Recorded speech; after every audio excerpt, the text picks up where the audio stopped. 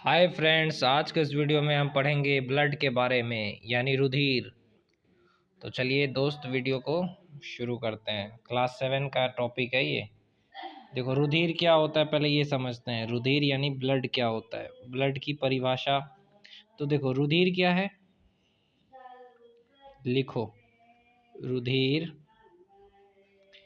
एक विशेष प्रकार का उत्तक है।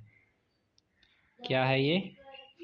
एक विशेष प्रकार का उत्तक। क्या है ये? विशेष प्रकार का उत्तक है जिसमें मैट्रिक्स प्लाज्मा। देखिए, रुधिर एक विशेष प्रकार का उत्तक है जिसमें मैट्रिक्स प्लाज्मा तथा अन्य संगठित रचनाएं पाई जाती है। संरचनाएं पाई जाती है।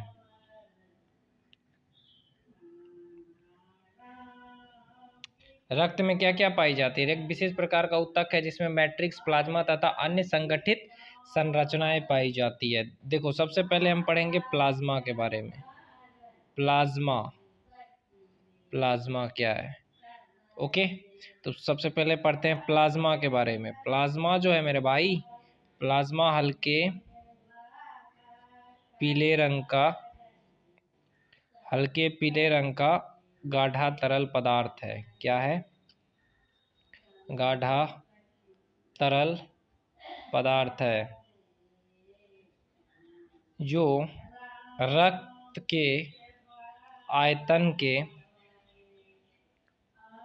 रक्त के आयतन लगभग।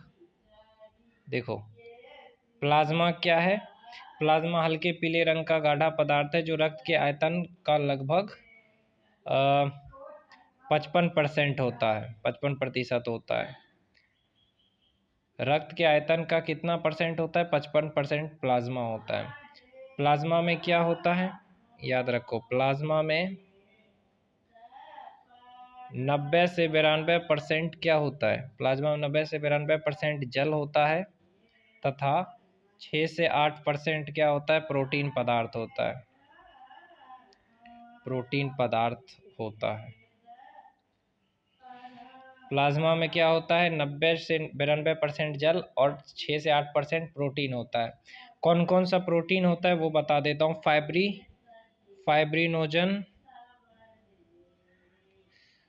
फाइब्रिनोजन होता है। दूसरा होता है ग्लोबुलिन, ठीक है, दूसरा ग्लोबुलिन। तीसरा एल्बुमिन। और जो है प्लाज्मा में उपस्थित क्या होता है? मुख्य प्रोटीन होता है। मुख्य प्रोटीन, ये याद रखना कि प्लाज्मा में मुख्य प्रोटीन में फाइब्रिनोजन, ग्लोबुलिन और एल्बुमिन। फाइब्रिनोजन, ग्लोबुलिन और एल्बुमिन। ओके, अब एक एक करके इसका भी डिटेल में बताएंगे आपको। देखो, फाइब्रिनोजन क्या करता है? Topic be noted. फाइब्रिनोजन का काम क्या है? फाइब्रिनोजन की आवश्यकता रक्त थक्का बनाने या स्कंदन में होती है। फाइब्रिनोजन की आवश्यकता रक्त की थक्का बनाने में और स्कंदन में होती है। देखो, दूसरा क्या है? ग्लोबुलिन।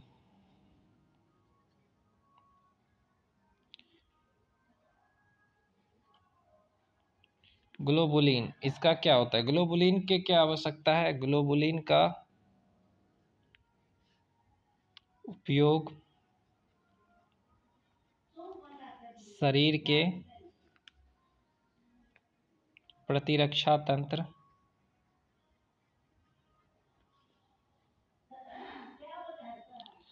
ग्लोबुलिन का उपयोग शरीर के प्रतिरक्षा तंत्र ग्लोबुलिन का उपयोग शरीर के प्रतिरक्षा तंत्र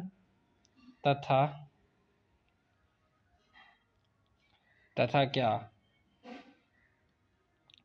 एल्बुमिन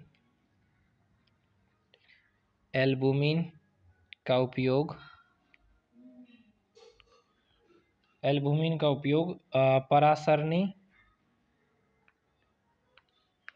संतुलन के लिए होता है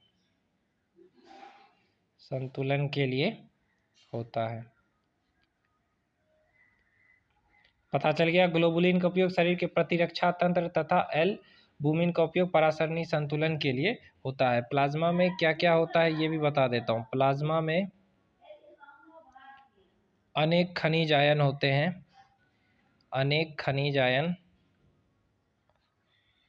जैसे कि क्या क्या होता है बताता हूँ। प्लाज्मा में Na+ होता है, फिर होता है Ca++, फिर होता है Mg++, फिर होता है HCO3, फिर होता है Cl- आदि होता है प्लाज्मा में खनिज आयन। अब रक्त समूह और रक्तदाता का बता रहा हूँ।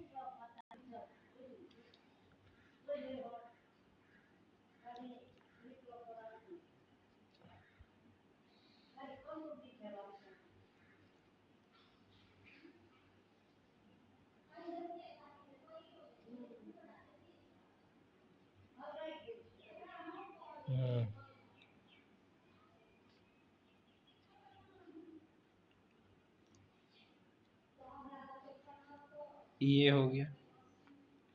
अब हो गया प्लाज्मा।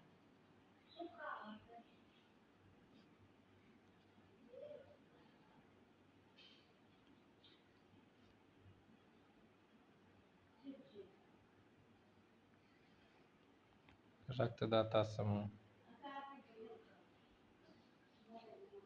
अब दिखाते हैं कमाल। ये जो है उस पूरे टॉपिक का नाम क्या है? रक्त समूह तथा रक्तदाता के बारे में पढ़ेंगे। तो देखो सबसे पहले ए आएगा, इसमें भी ए और इसमें भी एंटी इसका बी, रक्तदाता समूह ए और ओ। उसी तरीके से बी है, इसका बी हो जाएगा, इसका एंटी ए, इसका क्या होगा बी और ओ। तीसरा ग्रुप आता है ए बी, जिसका होता है ए बी, इसका एंटी होता है अनुपस्थित होता है। ए बी क्या कर सकता है? A B A B O सबसे ले सकता है, ये सबसे ले सकता। और ओ जो है अनुपस्थित रहता है। यहाँ पे एंटी इसका ए बी, और ये किसको ओ, देखो ओ सबके ऊपर चढ़ सकता है, ठीक है। ओ जो है वो ए को भी दे सकता है, बी को भी दे सकता है, ए बी को भी दे सकता है, ओ खुद को भी दे सकता है।